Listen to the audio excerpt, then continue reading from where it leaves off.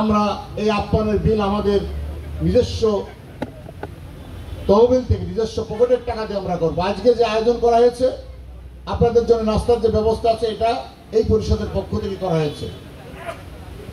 আমরা এই প্রতিষ্ঠানকে নিজের আমানত হিসেবে মনে করি, যে কারণে এইখানে সর্বময় সময় দেওয়ার জন্য সভাপতি সহ যারা আছেন, বিশেষ করে আমি অ্যাডভোকেট জিয়াউল ইসলাম ফিরোজের কাছে কৃতজ্ঞতা প্রকাশ করছি, যিনি এই প্রোগ্রামটা সফলভাবে শেষ করার জন্য বিগত 15টা দিন ধরে এখানে সকাল বিকাল রাত পর্যন্ত সময় দিয়েছেন। সেই সাথে যারা এখানে কর্মকর্তা কর্মচারী আছে তাদের কাছে আমি কৃতজ্ঞতা প্রকাশ করছি।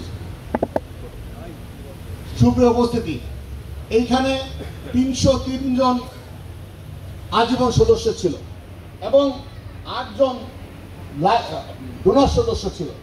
আমরা এখানে দায়িত্ব গ্রহণ করার পরে এই সদস্য সংখ্যা বেড়ে এখন দাঁড়িয়েছে 972 জন এখন আজীবন সদস্য হয়েছে, যে আজীবন সদস্যদের প্রত্যেকে 5,000 টাকা করে এখানে জমা দেওয়া হয়েছে।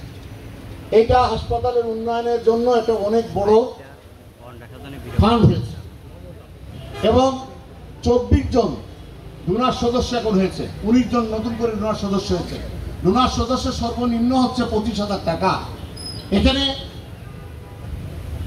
এর বেশি দিয়ে আমার আক্তার ভাই, মোয়াজ্জেম ভাই, মনা ভাই সহ যারা দায়িত্বশীল আছেন, ওনারা সমাজের বিত্তবান মানুষদেরকে এখানে ডোনার সদস্য করার জন্য নিয়ে আসছেন এবং অনেকেই এর থেকে বেশি টাকা দিয়ে এখানে ডোনার সদস্য হয়েছেন।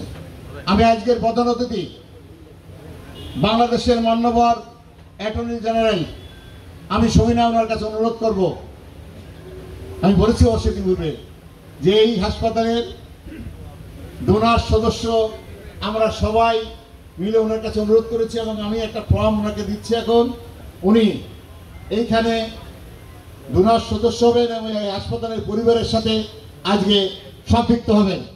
সবাই আমরা ওনাকে অভিনন্দন জানাই। এবং সব থেকে বড় কথা হলো যে আমি এই প্রস্তাব দেওয়ার পরে মাননীয় প্রধান অতিথি সাহেব আমাকে জিজ্ঞেস করলেন যে ডোনার সদস্য কত, তা আমি বললাম যে সর্বনিম্ন 25,000 টাকা। উনি 1 লক্ষ টাকা এখনই নিয়ে আসে আমাদের সভাপতির হাতে জমা দিয়েছেন এবং আজকে ডোনার সদস্য হচ্ছেন, উনি সই করছেন এবারটা। এখন